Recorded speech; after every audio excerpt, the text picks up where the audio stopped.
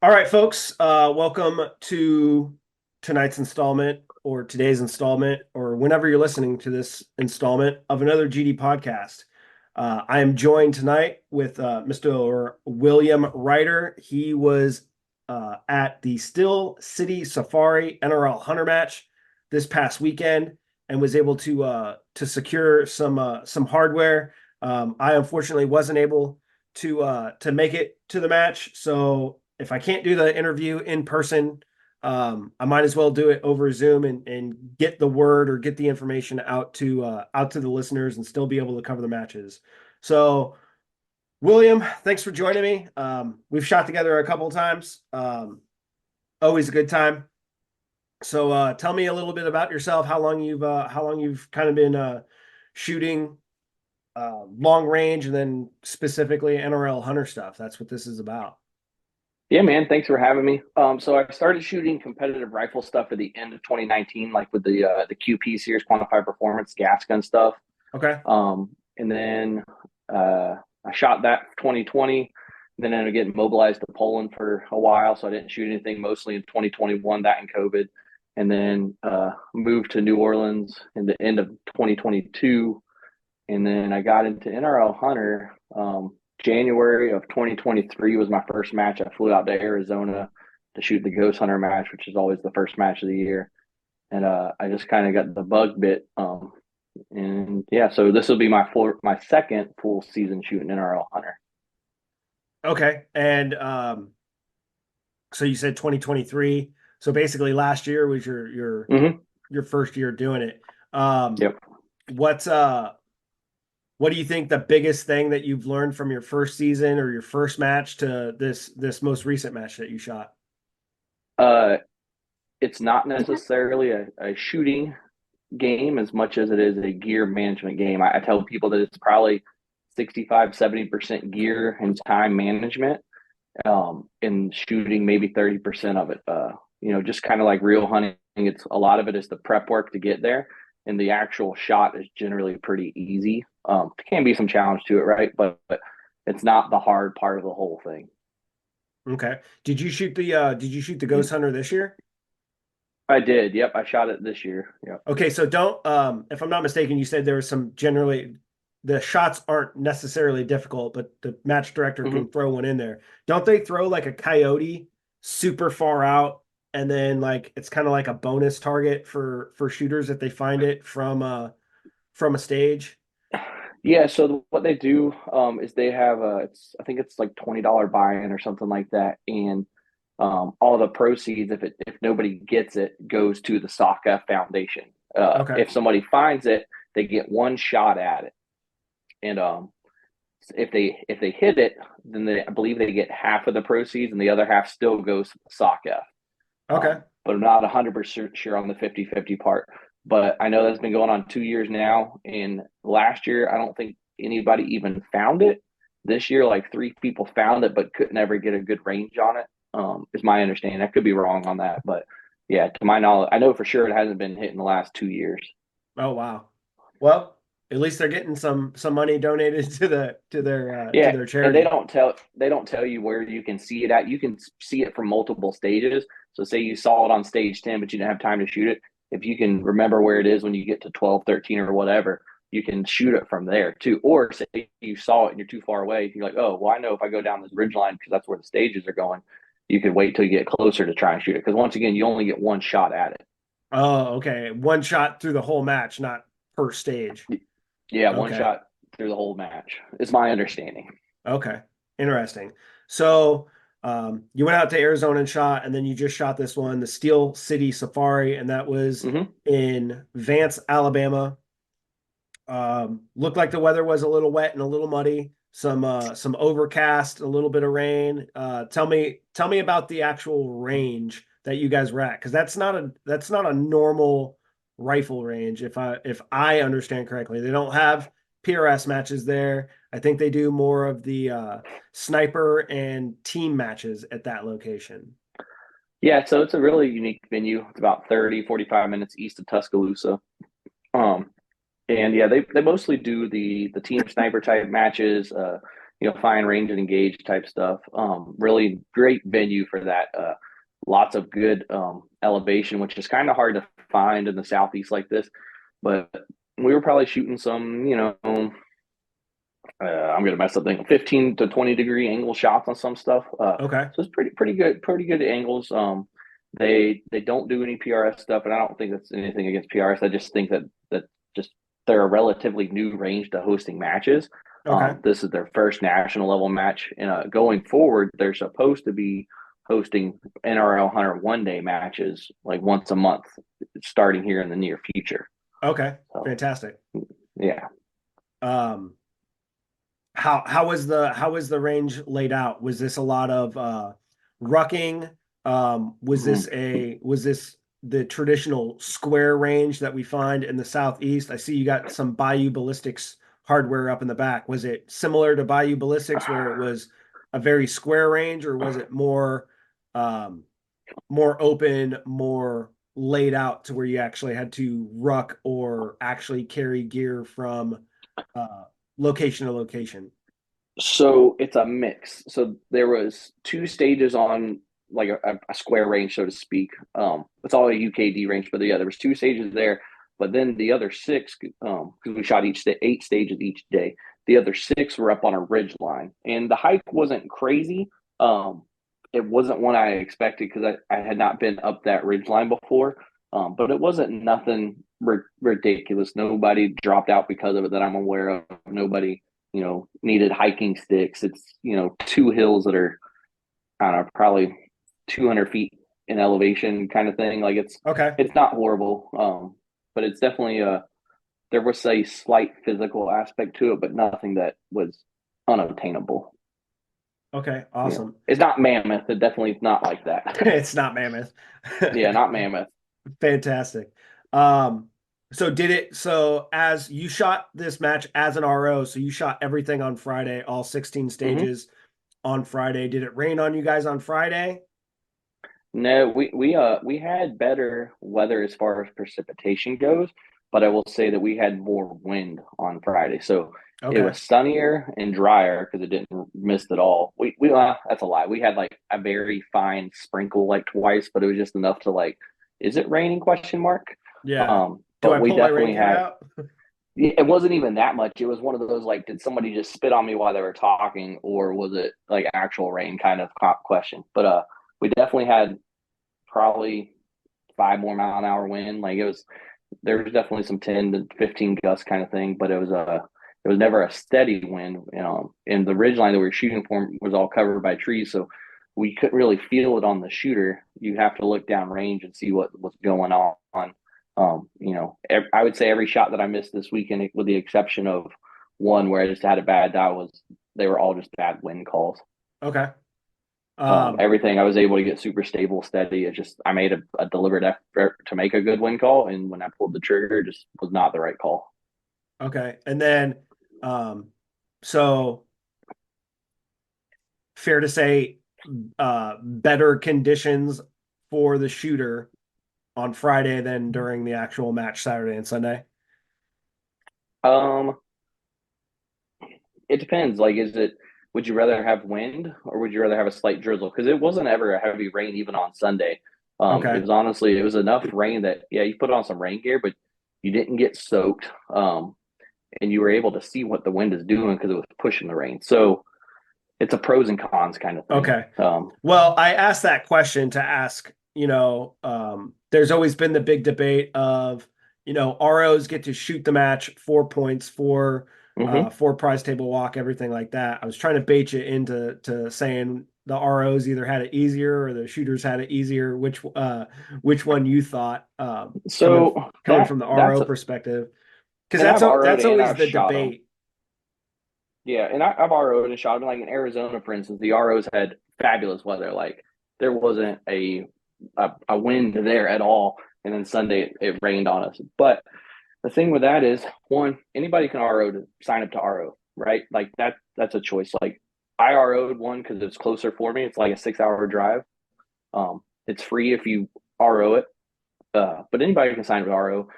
the thing that you don't know though when you sign up is we sign up for these matches months in advance. We don't know what the forecast is going to be. Right. And at the same time, we shot all 16 stages in one day. I was the first shooter of the day, and I was the third from the last shooter of the day. So I Right. started us out, and then there was two guys after me. And when we ended on Friday, so I'm running the SIG 10Ks, and they have a blue hue to them. I know it, but their Correct. laser is the best laser in binos out there right now. I'll argue that with anybody. Uh, but in the sun, when the sun is setting or rising, not what you want to be using. And so Right. when I was that third to last shooter of the day at like 5 o'clock, like I'm like, come on, we got to go, or I'm not even gonna be able to see these targets. So Right. there's that. There's also the rate of fire. It's like uh, some of the bigger matches, like Arizona, have 20 stages, and you shoot those all in one day. You might only have time to load your magazine between stages. There's no sitting around letting your barrel cool down while you Right. bullshit with the homies or whatever. Yep. It's stuff your mag, you're on to the next stage, let's go kind of thing. So there's pros Yeah, and cons to definitely. it all, right? It is what it is. It's just the luck of the draw. Just like any hunt you go on, you don't know So what it's the not all weather's going to about be. weather. Yeah, no. Cool. So let's go over what division you're in. What were you shooting in this match? So this shot open heavy. Part mostly the reason is last year I shot factory division with the goal of picking up stuff off the prize table to build a rifle in one of the open divisions, whether it was light or heavy, just determined upon what I picked up off the table. Okay. So I'm shooting a Manners LRH stock that I won at Arena last year. Okay. I'm shooting a Bartlein barrel blank that I won at Jim C's Watunka, Oklahoma match last year. Okay. A Badger Ordnance C1 Max mount that I picked up at a QP match. A Trigger Tech Diamond 2 stage that I got at one of Robert's matches, and then a Terminus a Zeus that I got half off from Huey Dewitt's match, and the scope and the brake are stuff that I bought out of pocket. But Okay. so I'm shooting a 26-inch 6.5 Creedmoor, shooting 140 ELDMs right at power factor, like 2740, 2750, give or take. Using Peterson Yeah, I small can't rifle remember primer. what power factor is. 2715 is what I need to be, and I'm shooting like 2740. And it's not by choice. It's just that that's where the gun likes to run. I would say this barrel's a little bit slower, but it's 8 round groups off of a sub 16 pound gun, or they're printing under 0.6 Okay. consistently, like 100% all the time. And you just have I'd to say. figure out what the matching power factor is, if I'm not mistaken.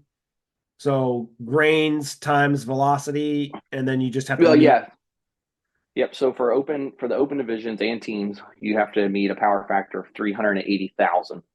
So you take your bullet weight times the velocity, and that gives it to you. For Okay. factory, you don't need it. And if you're shooting factory ammo in the open divisions, you don't need it. Factory ammo like Winchester White Box, Hornady Match, Federal Gold Medal, stuff that you can walk into Academy Sports and buy off the box is, what they consider factory. Eagle Eye doesn't count as factory. Right. So Okay. Um, so you basically were able to pick most of the items up to do this build off of prize tables from last year's match. Um, yep. you thinking about breaking out the SIG at any of these other matches or So it's packed. I'm going to the range tomorrow. We got a 4 day weekend, so I'm going tomorrow to work up a load because last year at the Grand Slam I ran it and I didn't have a load for it, and I don't want to make excuses, but I'm not confident in what I was shooting last year, as far as the group size and ability of the rifle, because I used one load from one cross and I put it in a new cross, and it was a poor decision on my behalf. But I'm probably going to bust out the cross once or twice this season. We'll see. I'm definitely going to try and bust into an open light, uh, maybe one of Robert's matches. okay, fantastic. Yeah, unfortunately, I'm not going to be able to make either one of his matches this year. They're both Oh, like during stuff that I've got. understood. Yeah. um, so what other gear? So we went over your rifle, but what is the other gear? You said that this game is a lot of gear management and time management. So Mm-hmm. what is that gear that you're managing? So you got your binoculars or whatever your range finding device is. Um, I have the SIG 10Ks. Like I said, I think it's the best laser out there right now. Then I'm running tripods, a Leofoto 3 section I think it's a 364 SA or something like that. Um, I'm using Armageddon Gear Game Changer. Uh, Are you going light fill or sand fill? I'm going glass beads. Scott Peterson turned me onto that a couple months back because the glass beads don't absorb moisture when it gets wet out there. Fantastic. Um, so it weighs about what a heavy fill would, maybe a little bit more to be honest, but it's a bigger texture grain, kind of like the Get Light fill size, Okay, but it's just heavier. cool. So gear wise, that's about it. And Yeah, I and can't. in these NRL hunters, you're required to have everything like stowed away and packed in a ruck. So what are you using for a bag Mm. or a ruck? So I'm using the Mystery Ranch 2-day assault pack. I went with that because it's easy. It has a main zipper that goes the whole way down the middle. So if I need to dig into it, it's easy to get into. Which, ironically enough, at Arizona this year, first stage of the match, like the jitters. I'm running up to the stage and I'm like, oh crap, my game changer's still in my bag because normally I have it on my hip, and Right. so I was able to rip the bag open and it really didn't hinder me at all. But I like it because of that. It has a small plastic mini frame almost in it as well. Okay. So it's a pretty stiff bag. It's small enough to carry, or it's big enough to carry what I need, and small enough to not give me room to carry a bunch of extra crap. Right. It makes me triage the stuff I carry. Right. So I last year, the two matches, I did the Mystery Ranch, like the medic pack, the rats pack, Mm-hmm. packed way too much extra stuff because it's big. But this year, the shop got us the Agilite bags, and I was like, man, how am I gonna attach my tripod to this thing and like get it secured or whatever? So let's turn around and grab it. I went to Home Depot and bought a PVC coupler and then just zip tied it on there. And then when I drop the tripod in there, the rubber actually grabs onto the legs and keeps it pretty secure. Okay. So I Yeah, was like, I'm using the little OBI clips. okay, They're yep, just super, small frame or not frame, but a footprint, I guess you'd say. yeah, I learned about those last year, and I'm running a couple of those. Running one of those for my tripod on the side of my bag, and then this year I started running one on my game changer, and I keep my game changer on my hip. yep, Originally, I'd had my game changer in the side pouch, like water bottle pouch in my pack, but I found sometimes one, it fell out one time while I was running, and two, sometimes I have to fight to get it out of the pouch because of the pouch right, itself is elastic. right. And it's not like that's costing you minutes, but it's costing you seconds, if not like 2 to 3 seconds, and that's the time for one shot, right? Yeah, and so those seconds is why I run the 10Ks. I had started out with the Furies, and I would range, and it was literally like 1, 2, come on Fury, and it'd be like 3 or 4 or 5 seconds before I'd get a range back. Well, if you're doing that on a 4 target stage, there goes 20 seconds of your Right. time. So, Yeah. Very, oh, very that's true. speaking of time, the little kitchen talking timer, Spur Yep. Scientific. Dude, that thing is a lifesaver. I learned about it at last year. I carry one in my backpack as a backup just because I don't feel they're super durable. I haven't broken one. I don't get the vibe that they're durable. They're And then not. They're not yeah, durable. I'm on my second one. and but I start the time at 4 minutes and 1 second instead of just 4 minutes. That way I know when I hit the start button it counts down 4 minutes. So Right. I know that I hit the right button. Yep. That's You know, smart. That's that's smart. yeah, I'm able to use a lot of that time like this weekend, like when I heard some people were running between positions, and I remember like looking at my time, I'm like, oh, I still got a minute, and I would just walk to keep my heart rate down in between stages because I knew my time. Yeah, exactly. Exactly. So that was gear management and kind of time management.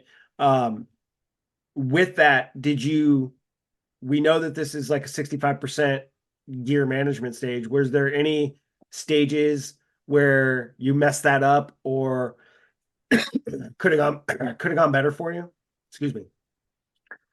Mm, gear wise, the only gear issue was me just dialing wrong at one point. Um, there's some stages where I like the tripod rear as much as I can because it makes it more stable, Yep. and it never like cost me where I timed out, but I could have probably been just as efficient without the tripod, without fighting it, because of some of the positions Scott put us in, where it almost made a tripod either not worth it or just almost near impossible, depending on the size of your tripod.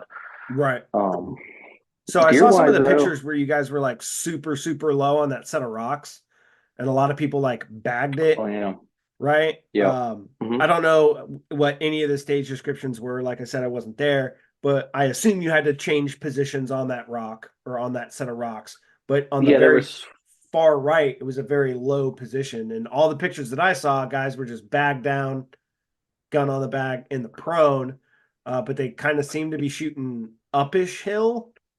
Yep. So that one was a four positions, one hog at probably, I think it was like, we'll call it 650-ish yards, I think it was.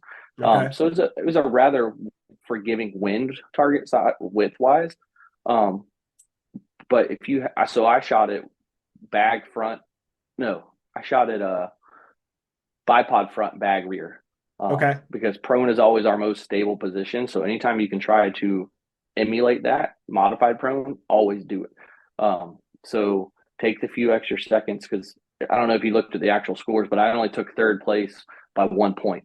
The Oh, guy in wow. fourth was 1 point behind me. So, those extra few seconds to get into that prone instead of just shooting off a bag and potentially jerking it or something like that was the difference.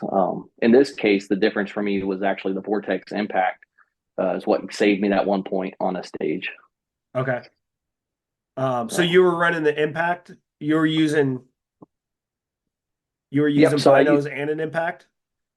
So I got the impact right before the Arizona match, and I picked up a prize cert off of the Mammoth RO table for like the standard Vortex 30% off kind of thing. So I bought Right. that, and I wanted to use it because I can see where it comes in handy. I don't fully trust it as my main ranging device yet, because I can't look at it and look at the reticle on my scope at the At same the same time, time. just like you can in binos. So in binos, when I'm ranging, constantly hitting the button. I watch as the ranges pop back to me, and I can, when I see one that's closer, I'm like, okay, that's in front of that berm. I know that's probably the range. Right. Whereas with the impact, I can't do that. But there was a stage. It was like four coyotes, one position, and I had gone one for one for one, and then on the fourth one, I was like 2 mils lower or mil low or something like that, and I was like, something's not right here. Like that wasn't a bad trigger press. That was bad dope. So I didn't have time to pull the binos out, so I dialed back to zero real quick, ranged it with the impact, and was able to just barely get it. So Okay. I will say that it saved me the match there, so to speak, Okay. um, on that one Interesting. stage. Interesting. Mm-hmm. So you said that the difference between you and fourth place was 1 point. So you did Mm-hmm. take third and you were shooting open heavy. So Yep. congratulations. Um, Thanks. uh, and then so let's go over what was your favorite stage? Uh, so I asked some of the other ROs that and other competitors or hunters. Um, there was one stage that there was a lot of good different stages. There was a lot of Scott put in some stuff. Like it was a downward slope with a tree stump that was probably 4 feet tall and it was probably 8 inches in diameter, and that was it. That was your prop, and it was like a 600-yard target or something like that. That was a fun one. They had just built like this new tree house kind of thing we shot off of. Yeah, I saw that in the It's Sig video. That looks super cool. Yeah, they literally had just built that like the day before the match. Nice. Um, so there were a lot of good stages. Like it's hard to pick a favorite. Yeah. So Generally, the one that you clean is what most people tell me. yeah, I don't see. For me, like it's not that I like the ones that I learned something on. Okay.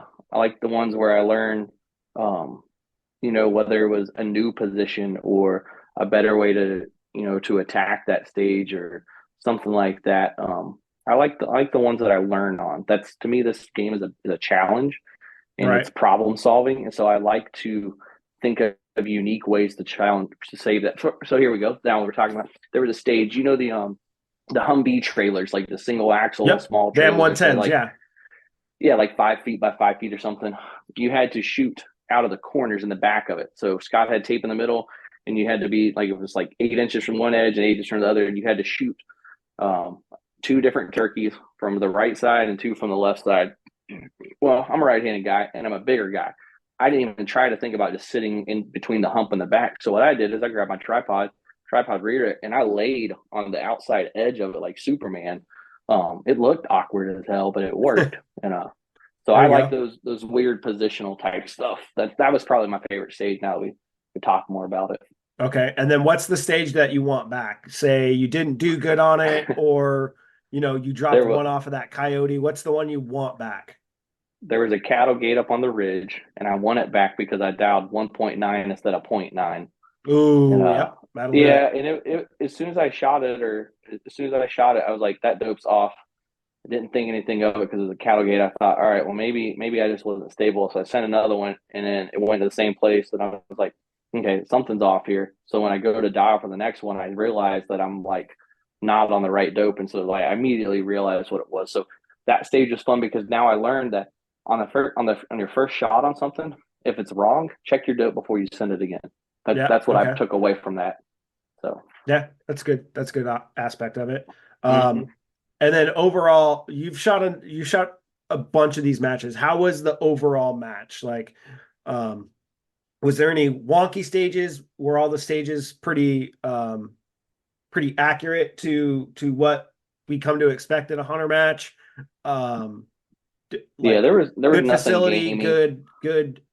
I don't want to say amenities because it is still a new range and they just built that Yeah. thing the day before, and like it's not K&M where they got a giant pavilion or anything else like that. What's the overall assessment? It was a one, first off, it was a great course of fire. There was nothing too hard, nothing too easy. Matt Alwine's a great shooter. I don't want to take anything from him, but he still dropped two. One of those drops though is because he shot a doe instead of a buck. Like there was a buck and a doe at like 800 yards, and it Oh, was just the okay. head, and so he didn't see the antlers. So really, he really only dropped one shot because he made Okay. the impact. It was just the wrong one, but he didn't clean it nonetheless. But there was also, I don't think anybody zeroed the match. So Scott doesn't Right. build his matches for the top 10, the bottom 10. He builds it for those like 80% in the middle, to go out there and have fun. So no, the course of fire was excellent.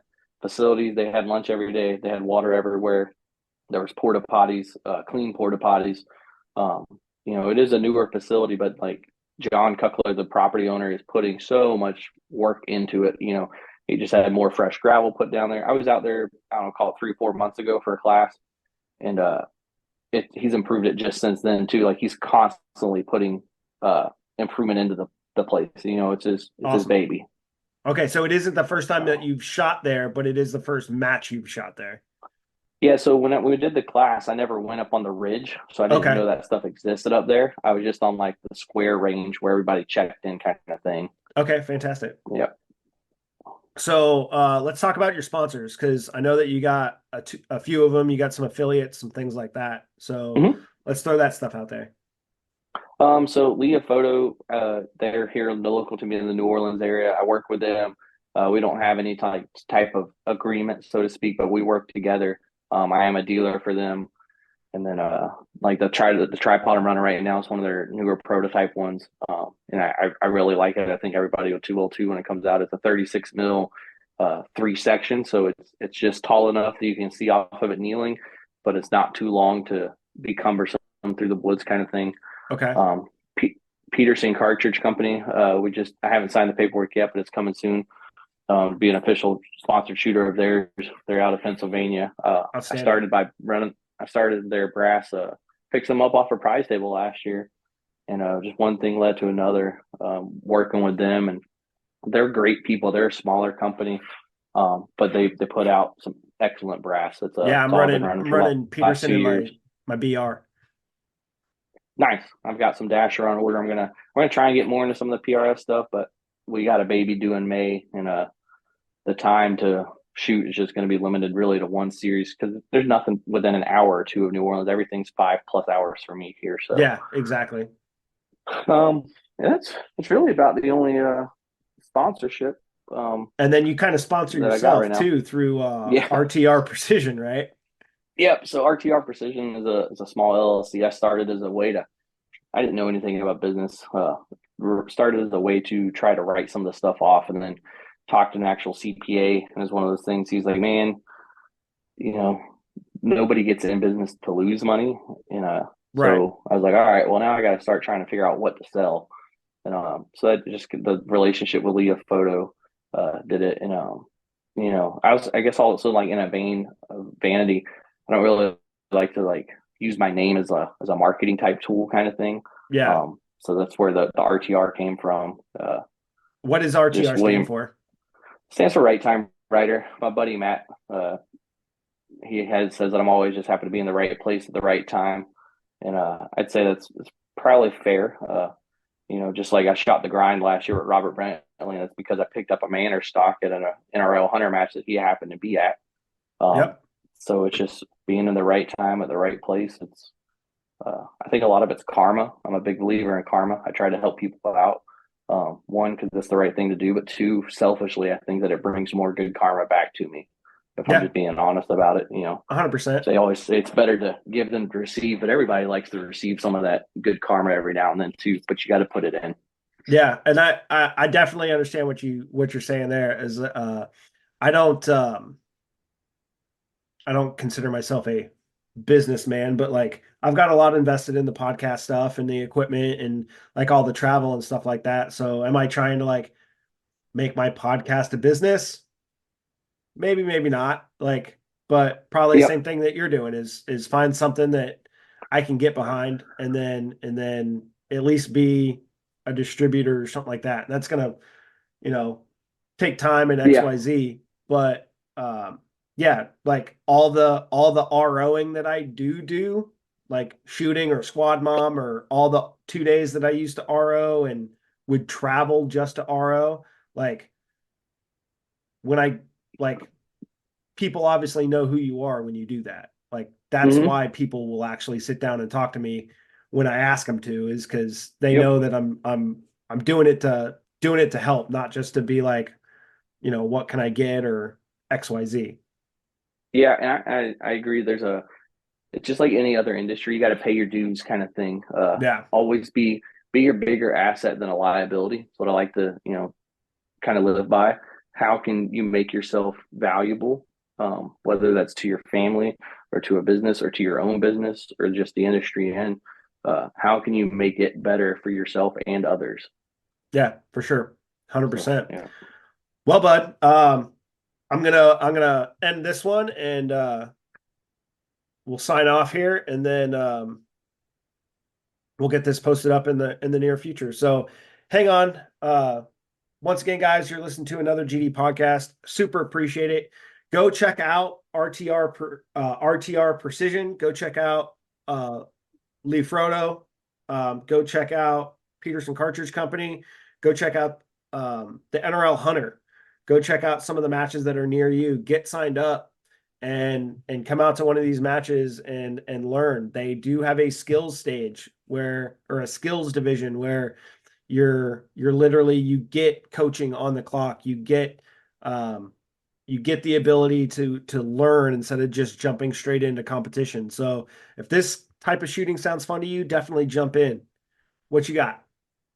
Two more things, real quick. Also, I don't have these aren't official sponsors, but they've helped me out a lot throughout it. Bartlein Barrels and Badger Ordnance. So I just wanted to also, well, since you were doing shout outs there at the end, Oh yeah, for they've sure. been super 100%. helpful too. And Throw them out there. Sport Optics is another one. They're just north of me here in Louisiana. So Sport Optics, Badger Ordnance, and Bartline Barrels have been super helpful. And Robert Brantley, if y'all don't know him, go find him, follow him. He's got a new business, Big River Ballistics, doing some Oh, training really? and stuff. Big Yeah, River he's got Ballistics. yeah. So go I'm writing give all him this a down. follow too. Yeah, man. Sorry to interrupt the end of the Oh no, outro you're there, totally but fine. yeah, yeah. um, so it was Bartline, it was Badger, and it was what Big was the other River one? Ballistics is the name of Robert's new Roberts, venture he's right. in. Yeah. What was the other one that you mentioned? Bartline, Badger, and then Sport Optics. Oh, Sport Optics. Yep, they're Yep. up in Hammond, Louisiana, just on the other side of Lake Pontchartrain from me, and Okay, they've helped awesome. me out with stuff too. So, yep, I'm that's actually it. going to try and And my get down wife. to Kentwood. I'm going to go try and do an interview with a guy down there. He's got to message me back, but that's the goal. Yeah, so go check out all those cool companies that are helping shooters in the sport. doing the thing. Like and share this episode, like and share the podcast as well. It helps us grow and get spread out to an even more diverse listening group. So do us a favor, if you could leave us a review on Spotify or Apple. Just one word: great, sucks, terrible, wonderful, whatever it is. Whatever you post, it actually will help the algorithms share this podcast with other people. So everybody have a good night, and we'll see you on the range. All right, folks. We are joined on this episode of another GD podcast. We're still talking about the Steel City Safari. We're here with one of the shooters that shot as a team, and this is Mr. Jason Dunn. So go ahead and introduce yourself and kind of tell us a little bit about your shooting history in general.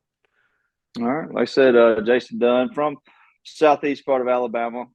Pretty much grew up hunting my whole life. So obviously shooting guns, that kind of thing. Kind of got into the USPSA pistol shooting thing probably, that was 2017. Did that 16, 17 through around 19 or so. Pretty much local stuff, but Steel City challenges, local USPSA stuff. I have a really good pistol range. It's pretty close to my house, and shot that for a little while. Really enjoyed that. Had some friends that did some long range stuff, and man, I dipped my toe in that pond, and you know how that goes. That I went down that rabbit hole deep, so that just really struck a chord with me for whatever reason, and sold all my competition pistols and everything I had and just switched over to the bolt gun thing, and been really kind of doing that since late 2019. I've kind of dabbled in it, and then you know, as I've got into the PRS outlawish style matches like in Altus, and then really got interested in the NRL hunter just because of all the problem solving and all those kind of things that's involved, rather than just the shooting part. So Okay. really enjoyed that, and just kind of gotten deep down that rabbit hole right now. Okay. So been shooting competitions for a while, so not new to the IQ drop when the buzzer goes off. Right. I too have shot some USPSA stuff and some Steel Challenge stuff throughout my shooting journey as a whole. With the did you find that there was anything transferable from pistol shooting over to rifle shooting? Was there anything that you seemed that was transferable between the two disciplines? I would say the stage prep, USPSA probably a closer representation with USPSA and PRS. Okay. You kind of know what you're getting into, before the stage starts. You kind of have an opportunity to, see the targets, do a kind of breakdown, make a plan, and try to execute that plan. So I kind of see that between those two. The NRL hunter, obviously, because it's blind, you just don't know what you're getting into until you make that turn around the corner or whatever the case may be, and you have to problem solve on the clock, so to speak. But that's, I do see a combination between those two with the comparable to USPSA and PRS. Okay. Now, you said that you shoot a little bit of the PRS style outlaw stuff. We've shot together at Altus. Is your PRS gun different than your hunter gun? And if so, what is your gun setup for NRL Hunter? This year, I'm shooting it's a Tika Action with a Patriot Valley pre-fit barrel on it. Manners PRS-1 chassis. Skypod I shot in this particular match.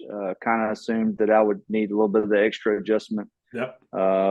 And did even more so than I thought. But got a Leofoto Mark V PRS-2 reticle, Hawkins rings.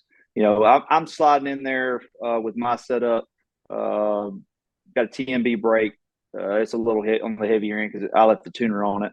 Okay. But I'm sliding in just over 14 pounds. So I'm really not pushing the limit, with teams at 16 pounds. So I could cut some weight and kind of come down a little bit if I thought I needed to. But I, kind of in that ballpark, shooting Yep. 6.5 Creed. 6.5 Creed. Okay. Yeah. What bullet and how fast were you going? So I'm shooting 140 LDMs.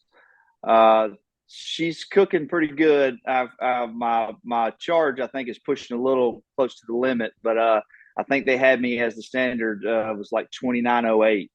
Wow. Yeah, she's moving That's pretty good. faster I than I think. was going last year. Yeah, I did. That wasn't intended. I think the barrel kind of sped up on me again unexpectedly because that barrel just doesn't have a whole lot of rounds through it, Right. and it sped up on me and seemed to actually, when I put the TMB on it, I picked up a little bit of speed going to that break from my area 419 that I had on it originally. And Okay. can't explain that, but it did pick up a little bit, and it kind of pushed me over that 2900. I think I'm kind of running close to the limit there. So before this next match at Arena, we're going to throttle her back a little bit. Okay.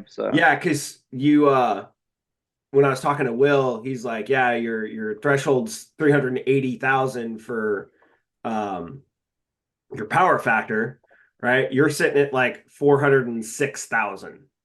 Yeah, So you definitely you've got some time to scale that down, find yeah. something that probably works in that rifle. I mean, last year I was doing with my steel barrel, I was doing 2850 area with 140s, and now I'm in I'm I don't want to say I'm barely meeting power factor. I'm meeting power factor, but I'm shooting in the 2660 range with 143s. So yeah, I'm barely cutting by, but I'm there. Yeah, it shot well.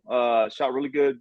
I mean, the gun shot really well in the match, and it's shooting good anyway. And so it kind of hit that node. It was on the high side, but I was like, I'm still okay. And then it's kind of sped up a little bit more on me, and I'm like, yeah, might not have to back it off just a little bit. But so I'm gonna do some tinkering between now and then, and actually looking at a caliber change, but you know how that is. You're Oh always looking for man. the next best thing. So, but you know, Well, the two number one guys were running like 25 cals. So well, that's the rabbit hole I've been trying to go down the last couple of months. Really looking at that, talking to some guys that shot it, and some really higher level shooters that I've met over the years through competition. Have kind of picked their brain a little bit, what they think. Ryan Steinforth, who's a oh big yeah. time NRL.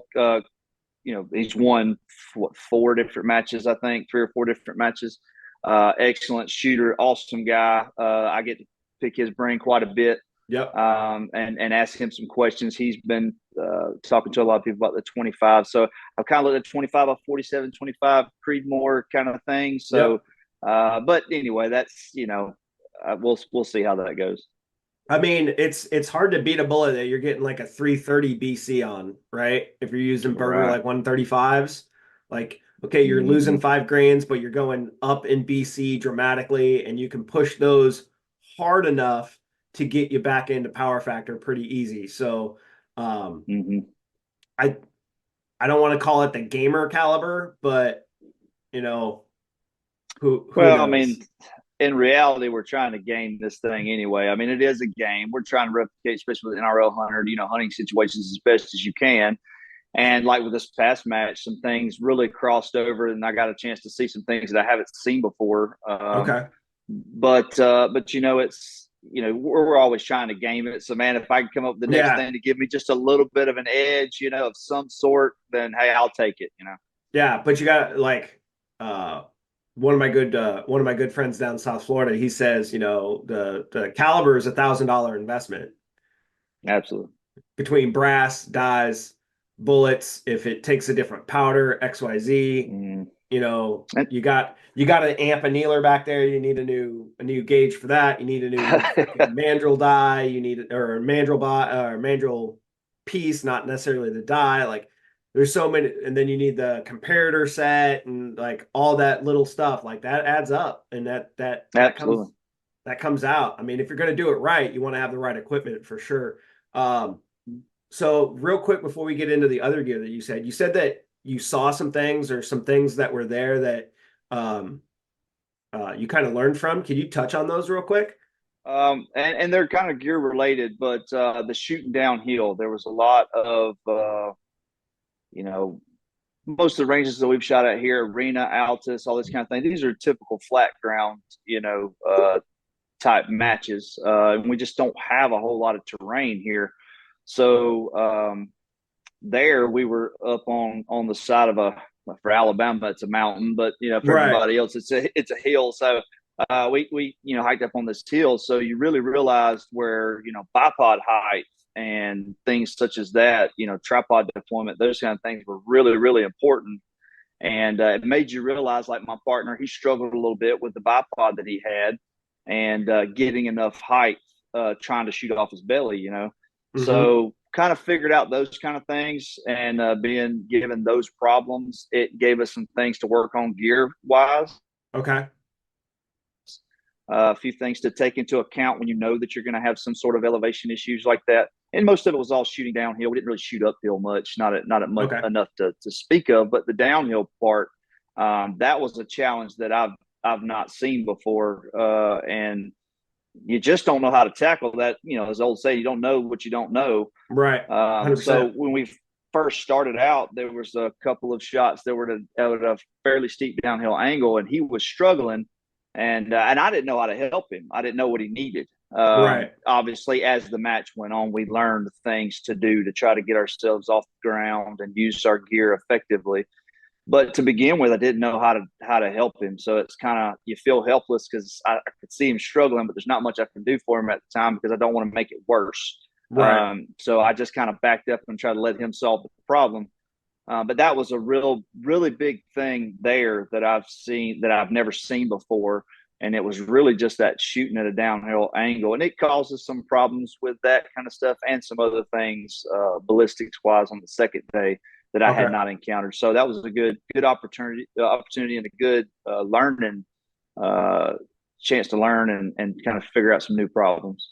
Okay.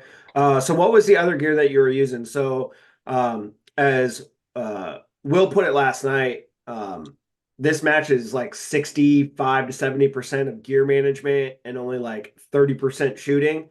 So like, what was that gear that you were managing? Were you running chest rigs, laser range finding binos, or single monoculars, or what were you using for a ruck?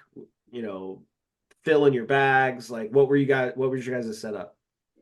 We're both running the Mystery Ranch Sawtooth 45s. They have the lightweight frame. I think I want to say you looked at my pack while we were there at Altus. I ran that pack. We're both running it, so we're familiar with the pockets in case, hey, I need you to get that bag for me, kind of thing. I know how to get things in and off of his bag. So we're both running the same. I'm running a Leofoto tripod, 4-section. I think it's the 364C, maybe. I think so. Don't quote me on that, but really like that tripod. Have had good luck. Actually, William Ryder's the one that kind of showed me some things on the Leofotos at the match last year in Louisiana at the match there where we met, and so I kind of got onto that game. Used, I think I had just a standard fill game changer bag. I decided to go with that. We were expecting a lot of rain, and my medium is a heavy fill, and I was afraid it would turn into a rock like it did when we shot at Altus with all the rain. So I went with that standard fill bag and just kind of rocked with that, and it really did well. Didn't feel like I was unstable at any time using it. That was kind of my first time shooting a match with that particular bag as my full-on everything bag, and it did well. Had a little pump pillow that the smaller versions that I had clipped onto my bag. Tell you one thing I did use this match that I have not used before that was new to me, but the handy dope cards by Redbeard Tactical. Is that the one that slips onto your hand? That's right. Yeah, I ran one of those up. So I ran an arm board and I ran that handy so that I could keep both of our dopes out on top and see them both without having to flip back and forth. and I could write down my information on it. Absolutely love that. That was Okay. I'll run that from now on. That worked for me. Yeah, I Um, first saw that handy board from from Cal. Harmon saw him running that yeah. thing, and I was like, and he had like a little itty bitty tiny stopwatch on it. I was like, see, Mm, that's the jam right there. Small, out of the way, like you can see it yeah. when you need to see it. Like, yeah, that was slick. Yeah. I think Kel runs it. Ryan, God, I can't think of his last name. Works with Magneto Speed. Oh, Ryan Hay. Uh, yeah, Ryan Hay runs one. Saw him one, and I've yep, got me. Yep, gotcha. Okay. So yeah, that worked really well. Okay. What kind of binos you running? Running the Furies, Okay, the 5,000 with the AB. gotcha. This was the first match that I actually used the AB. Okay, Last year I went off all hard data, just used it for the range finding. Just gotcha. never could messed with this with the settings and just couldn't get it to line up with Kestrel. And I use Hornady Ford off a lot as well. Right. And Okay. I kind of wanted that triple check of having all three of those matched together, and I just never could do that. It was user error, I'm sure. Okay. But this time I finally had some time, had a chance to get them all together, and it was all working pretty well together for the match. Didn't have any issues with any of that. Okay. Um, Overall, and you shot teams. We've established Mm-hmm. that. Overall for the match, um, you've been to a couple of these different hunter matches now. Arena, Vance, this.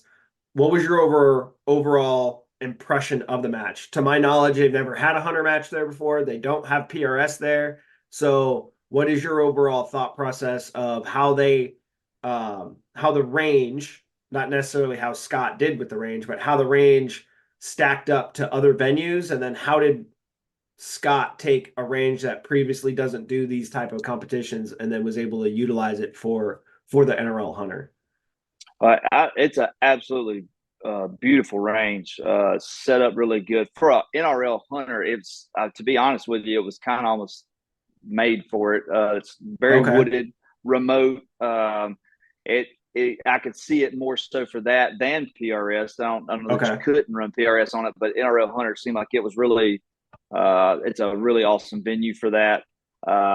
It There's lots of ways to be creative with that place because of the elevation, because of the terrain, all the terrain in the woods and all that kind of stuff. So it was an awesome place. I really enjoyed it. And it's different. It's different than anything else that you can really shoot around here. That was kind of the big difference maker, I guess, is, South Alabama, this whole area, Wiregrass area, whatever you want to call it. Most things are flat, like we talked about, and it was not that there. And Yeah, I saw the rolling hills and I was like, man, that's awesome. Because the farther north you get in Alabama, you actually get into rolling hills. you Um, do. and the first time from my first experience with that was going to the Cavern Cove match, the 22 rimfire match that Levi Wilson puts on. My first trip up there, I was like, man, there's actually hills and stuff in Alabama. Like, this is crazy.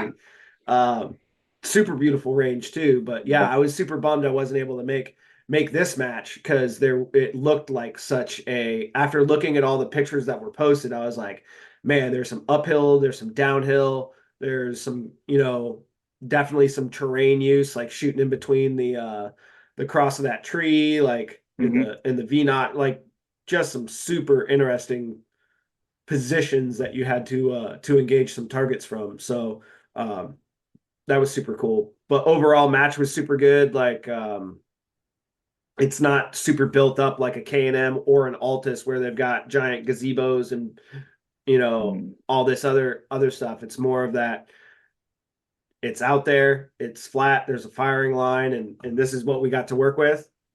Oh yeah, yeah. They had one little pole barn covering, I think, is there. That's a main structure they have.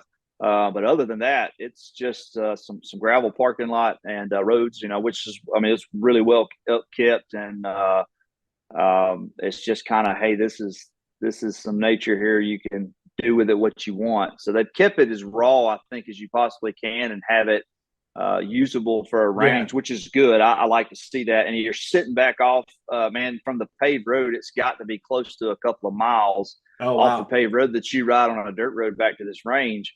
And it's off in the middle of nothing. You can get up on top of the hill, and I think you can shoot somewhere close to 270 degrees off the top of that hill in any direction from targets that you could engage out to 300-400 yards, obviously downhill easily. And then somebody said there's some other targets you can see way off in the distance. I heard 2,400 meters thrown out there. It looked like it from where we were. Obviously, we couldn't range stuff from the top of the hill, but you can stretch it out there, and you got a big direction of fire, which is really awesome. To be able to shoot multiple different directions. I mean, we were on top of that hill, and you had on day 2 there was 4 different stages running off the top of that hill, all shooting in different directions. Oh wow, that's crazy. So that's awesome. Right of one hill, so I gave at this range. So it was very well run. Obviously Scott's world-class shooter, so he's got a good idea of how to set up how to set up a match. Yeah, absolutely. So what was your favorite stage? Now, granted, I wasn't there. I don't know what any of these stages look like, but what was your favorite stage? Probably let's see. The favorite stage was there was the rocks there. I can't remember. I want to say it was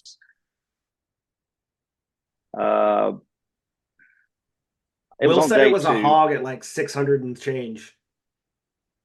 I want to say so. I want to say he was RO in that that particular stage when we shot it. It was like 11 or 12. I can't remember. It was on day 2 because we started on top of the hill and had to come back down to that stage. But I really enjoyed that one because you're shooting off the rocks, but it wasn't like traditional, waist high rocks. Right. You had to shoot kind of through a little porthole that you had to shoot off of and come through. So that was a pretty good. I enjoyed that. That was something different. We shot it fairly well. Did pretty well on it. There were nothing that was overly confusing stages wise. It just the problems that we ran into were obviously the downhill stuff, and that messed us up with our positions a lot.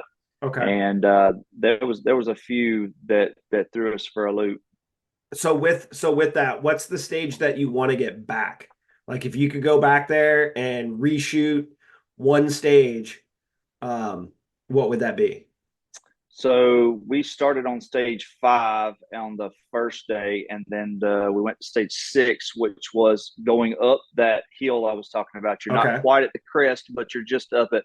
And that's where I told you that me and my partner struggled so much. He was shooting first at this time, and he struggled so much to get that elevation, knowing, now, what I know, I could have done some things to make that a lot easier for him.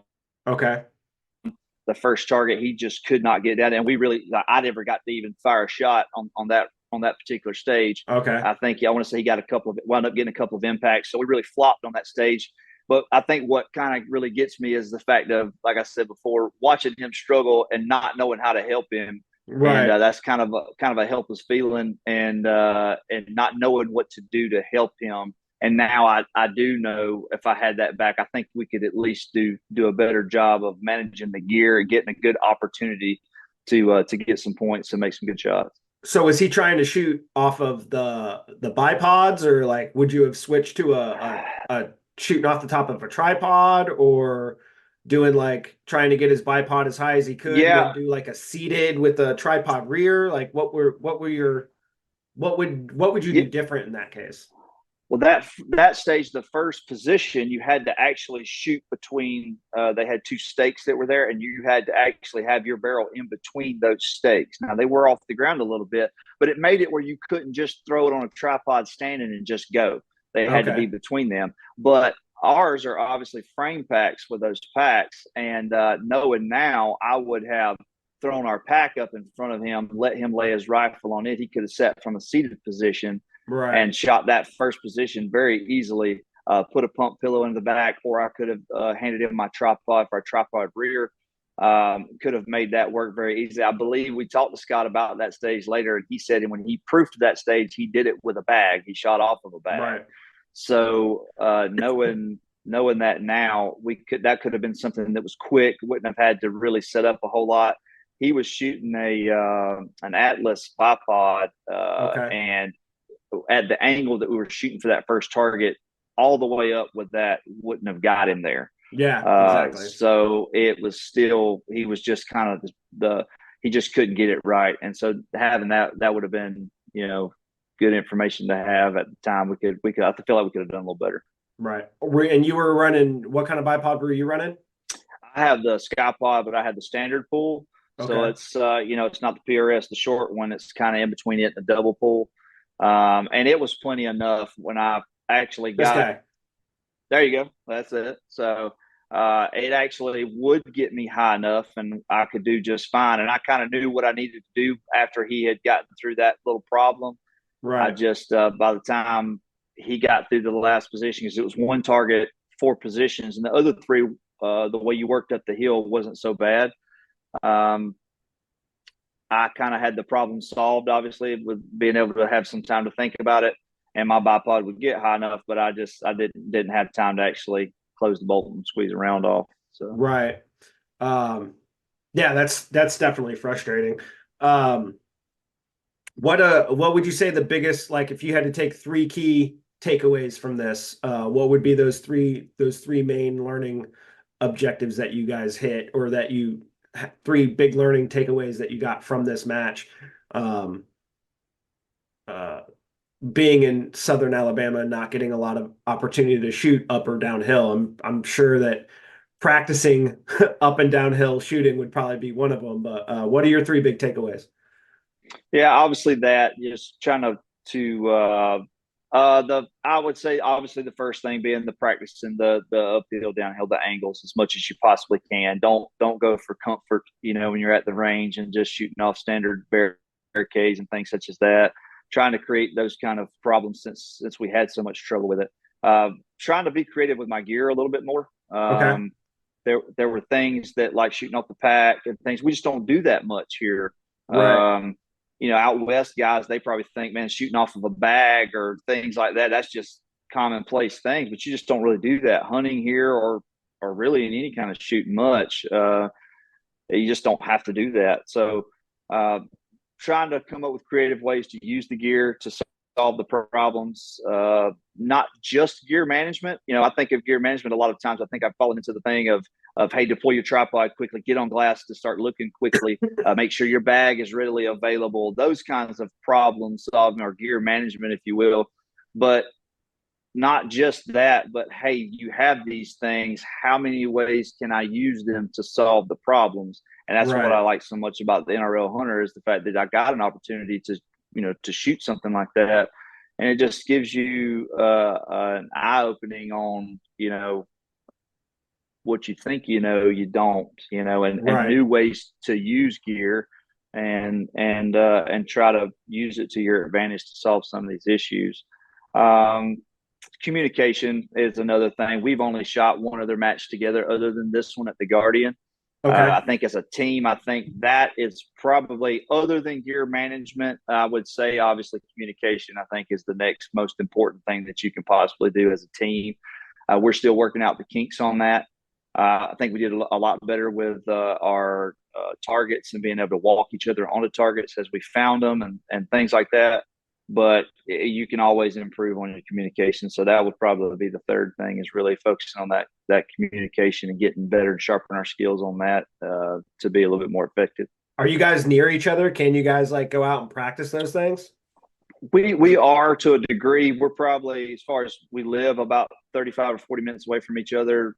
Usually he is actually taking a full-time job up at Maxwell, in the Air Force. So he's doing a AGR job there. So he's gone a lot of times Monday through Friday, but we are going to try to work together some more and shoot down at Altus and our little local range here to try to work on some of those things between now and Arena. get some of those kinks worked out with the communication thing. Try to get us a standard of how we'll And attack things. I'd say maybe do a 3-way call with Ryan as well. Like, Sure. For the guy that like ran the gamut on freaking team matches last year, like get in with them and kind of or get in with Ryan and just kind of pick his brain. Like, hey, what is your guys' standard practice, or how did you approach this issue? And maybe that'll work for you guys. Also, Deanna Mitchell and Daniel Horner were there. They took, I think, second place teams. I think that was the first time they had shot one of these matches together, but they're both world-class shooters. So it's Absolutely. a little hard to be like, oh, beginner's luck. No, like they are world-class shooters. So the shooting might have been the easier aspect for him. Maybe the communication was difficult. I don't know. I haven't talked to him. I want to. If you go on Instagram or whatever and find the Sig Sauer video, you can actually hear some of their communication in there as well, where, you know, either one of them, Daniel or Lena, are behind the other person, almost on top of them, guiding them onto the target, you know, giving them giving them a win, what they're going to hold as far as like, hey, I'm holding center or hold center or whatever. And I think, and even as from the ROing aspect, some of the teams that do perform the best are the ones that have really, really good communication. Like last year at Bayou, Brandon Green placed really, really well. I think they took first for the Yeah, that was him and Ryan actually won yeah. that. Yeah. So Ryan and Brandon Green, like their communication, even though they're not the same partner, like they've changed partners between matches or whatever, they were just on it as far as communication goes. So they're doing something right, and Absolutely. that it's not shooter spotter like communication like we would think in the military with an actual sniper platoon or whatever, but it's just like speaking the same language and being able to interpret what your partner's saying and then apply it to the situation that's given. I think we definitely don't do that in other shooting disciplines because it is Right. an individual match. So like I can't be like, hey, you were, you know, 2/10 off the right on this target. Like you can't do that in PRS. So Right. definitely being able to give corrections or walk a person onto a target is a benefit in the team setting in this NRL Hunter series.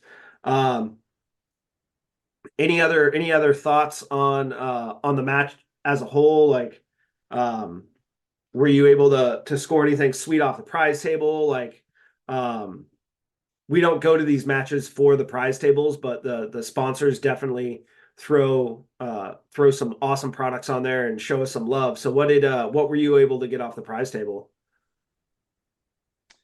The prize table wise, I was we didn't perform real well, so obviously we didn't get to walk quite as early as some of the other teams, Yeah, but super I early. did.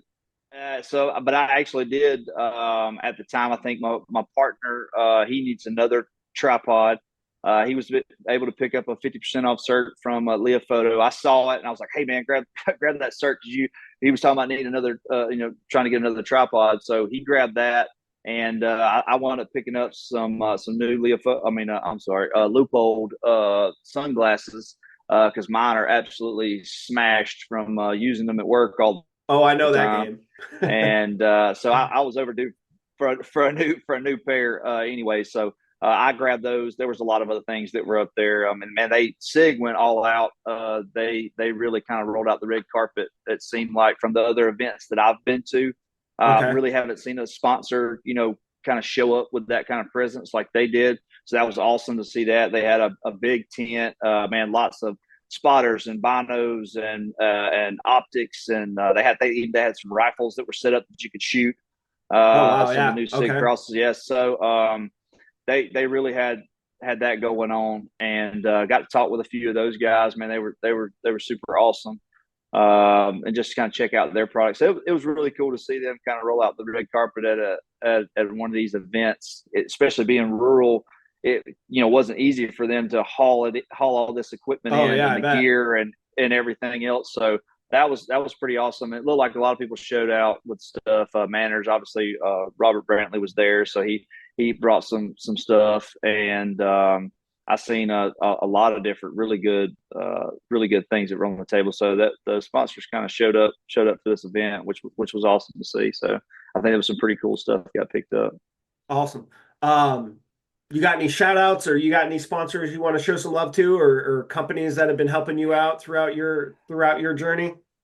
I've been working here recently. There's a local gunsmith to me. He's been shooting for a long time, but Garrison Pratt Yep. has been working with some. He's going to be doing all my future gunsmith and stuff. He's been really awesome, really helpful with questions on gear and things that I might have had, because I'm still fairly new to this, the bolt gun thing. This is really kind of the first full year that I've shot competitions. I dabbled in it a little bit towards last year some, Right. but this year is going to have quite a few competitions. So he's been really helpful. Obviously, Ryan Steinforth, man, met him. He's been a good buddy through this, and I do lean on him and Brandon Green. I've reached out to both of them, and really as a whole, to anybody out there that thinks about shooting any real precision rifle matches, man, just show up and come out, bring what you got, have a good time. People will go out of their way to try to make you feel welcome and let you try out gear and talk to you. Man, I've met some people like Cale Harmon, met him several times. He's easy to talk to. I mean, these are world-class shooters, guys that don't know me from anything, and they're always helpful, always nice, always able to It's because they're give some sort of intimidating. information. You got the muscles, they're intimidated. I don't think Cale for certain is not. I look like a little kid standing next to him. He's a grown man for sure, but man, that guys have just always been really nice, and so if you've got a chance to come out to one of these matches, any kind of PRS style, I would say, or especially NRL hunters, just show up, have a good time. I think that's probably one of the things I like the most about the events that I've been to in this is the people. I love shooting. I love challenging myself. I love trying to put myself in uncomfortable positions and finding my weaknesses and trying to improve on that. And I want to be the best shooter I can. But man, I've met some awesome people so far just in the last couple of years, and people I've become to call friends. And that is one thing that I like more than anything else about this sport so far is just the people. So. Awesome. Yeah, I would just say if you're thinking about it whatsoever, man, show up. Just bring what you got and come have a good time. Fantastic. And what's you said your gunsmith being Garrison Pratt, but what's his business name? It's Follow Through Rifleworks. Follow Through. Yeah, and Sweet. he's local to me, and like I said, he doesn't overly advertise. I think he's more of a word of mouth kind of thing. I think he sponsors a couple of shooters that Ryan Yep, Ethan Ryan and Chaps. Ethan. Yep. Yeah, they shoot for him. So and That's that's why I was kind of like Garrison. I was like, I know who that is. I just can't remember what his business name was. right. He runs. He has a lot to do with the Guardian. He's really big with the Guardian, Yes, and 100%. I met him there. First time I actually got to meet him was him and Josh Lemon were running the little class ahead of time, Yep. and the competition prep. We decided to take that, and I got to meet him and Josh Lemon, and just kind of struck up a friendship from that. And I was like, hey man, I'll let you have to do some work for me. So yeah, he's been awesome. Sweet. Awesome. Well, I super appreciate your time, and it was nice to catch up and hear some feedback, whether it be good or based on a good or bad performance. It's always nice to get people's perspective of the match as well as what they learned, because I guess that's we can go out to a match, but sharing what we learned at that match definitely can help the next guy down the road. If they have a match there next year, you're going to be better prepared, and this might help somebody else prepare for that match as well. So I definitely want to take the time to say thank you for coming on, and hopefully next time we can do one of these in person and see how well you've Absolutely. improved the next time. So with that, everybody, thanks for listening to another GD podcast. Be sure to like and subscribe. go on whatever listening platform, whether it be Apple or Spotify. Leave us some feedback, give us a rating, leave us a review. Even if it's one word, it definitely helps with the exposure of the podcast and help us grow and reach new listeners. And that's what we're trying to do here, is share the message of all the matches that are available in the precision rifle world with shooters, whether they be established or new. So go check them out, and thanks for joining us, everybody.